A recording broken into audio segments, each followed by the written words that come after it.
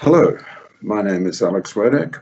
I've been asked to answer the question, does a modest investment in drug harm reduction pay a significant health and social dividend? And the answer is a resounding yes. We're going to talk about several different kinds of harm reduction. Harm reduction especially is known for illicit drugs, but it's also used widely for the legal drugs, alcohol and tobacco, and it's also used in terms of sexual behaviour, many other things as well. But they're the ones we're going to talk about. We're going to talk about several different kinds of outcomes: death, disease, especially preventing HIV and hepatitis C infections. We're going to talk about crime, corruption, and violence. First, let's look at the cost effectiveness of needle syringe programs. In the period 2000 to 2009, the Australian government spent an estimated 243 million Australian dollars on needle and syringe programs. An Australian dollar, about 70 cents of an Australian dollar, Australian dollar is worth about 70 cents compared to a US dollar. Now, that expenditure of 243 million Australian dollars over 10 years prevented an estimated 32,050 cases of HIV, and also prevented over that 10-year period almost 100,000 cases of hepatitis C infection, and saved 1.28 billion Australian dollars in healthcare costs. That means that for every dollar that was invested in needle syringe programs, more than $4 was saved on healthcare costs in the short term, and of course even more than that was saved in healthcare costs in the long term. Now, if we go on to include productivity gains and savings to the person who uses drugs or their carer, if we count those costs in as well, every dollar that was spent on needle syringe programs saved an estimated $27 overall. And all of this is explained in a publication called The Return on Investments 2, Evaluating the Cost Effectiveness of Needle and Syringe Programs in Australia. Let's look at the cost effectiveness of opiate substitution treatment, usually abbreviated to OST, and this mainly, but not only, involves the drugs methadone and buprenorphine, and mainly involves people who are struggling with serious heroin problems and have tried multiple treatments usually before they get on to methadone treatment or buprenorphine treatment. Now, there is a newer treatment which has been around already for quite a long time, involving pharmaceutical heroin to treat problems of street heroin, and that treatment is called heroin-assisted treatment, also a variety of other names.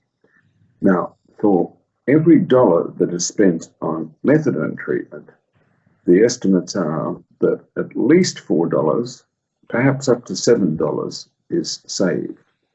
So every dollar spent on methadone treatment, $4 to $7 is saved by methadone treatment. For every dollar that is spent on heroin-assisted treatment, about $2 is saved. But this is not exactly the same population as used where OST is used.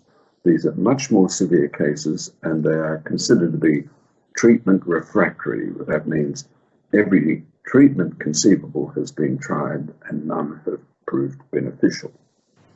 So OST, very cost effective.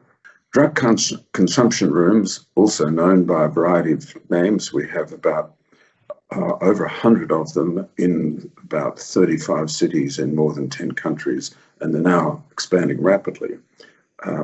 And savings exceed costs for several reasons. Reduced ambulance call-outs for drug overdose is a very important reason. ambulance call-outs are expensive.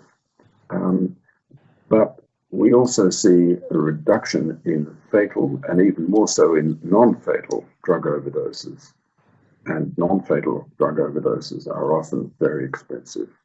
We see reduced HIV and hepatitis C infection, and we see increased referral to drug treatment.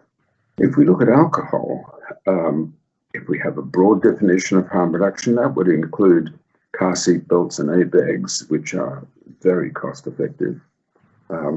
In Australia, maybe in some other countries I don't know, thiamine, vitamin B1, is added to flour to prevent a particular kind of brain damage called Wernicke-Korsakoff syndrome, or WKS. And that's an expensive condition because people have to be institutionalized for decades. And adding vitamin B1 to flour costs almost nothing. So that's highly cost effective. I don't know that studies have been done, but it would have to be extraordinarily highly cost effective.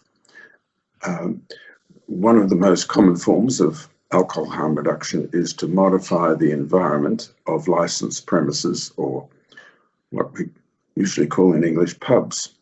And we do a variety of things there, from making sure that they also serve food, that they serve non-alcoholic beverages, but also that they bolt heavy furniture to the floor, and also that they make sure that the furniture is so heavy that it's hard to throw around. All of that's very cheap. And another form of alcohol harm reduction in pubs is to swap glass drinking vessels for plastic drinking vessels, because glass drinking vessels can always be broken into shards, which can then be used as daggers or swords to cut people. And drunken males especially like doing that. So alcohol harm reduction, very cost effective.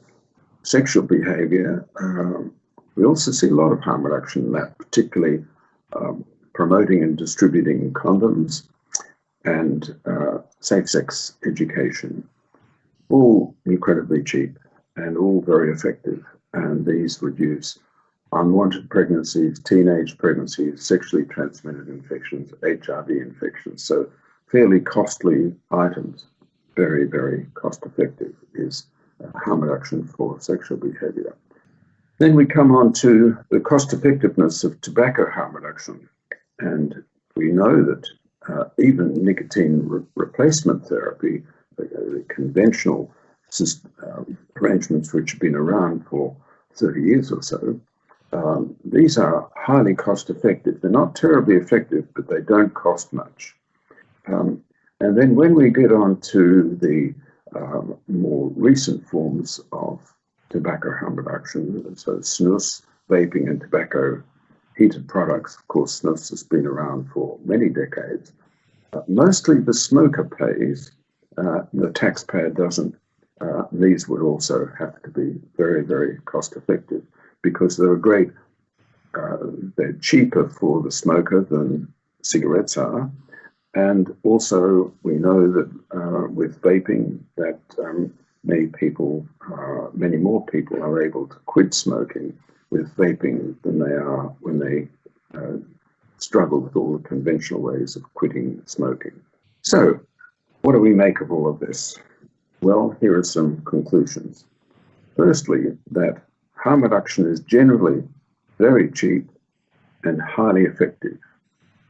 So it's extremely cost effective, especially so when we compare illicit drug harm reduction to supply reduction. So here I'm talking about things like customs, police, courts and prisons to try and contain illicit drug problems.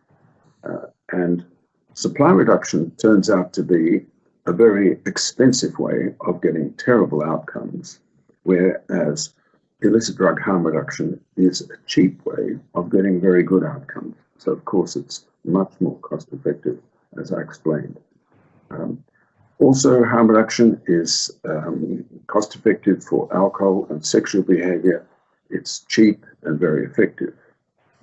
So the two conclusions that I draw from this is, firstly, to the question, does a modest investment in drug harm reduction pay a significant health and social dividend? And the answer is a resounding yes. Does a modest investment in tobacco harm reduction pay a significant health and social dividend? Again, the answer is a resounding yes. Thank you.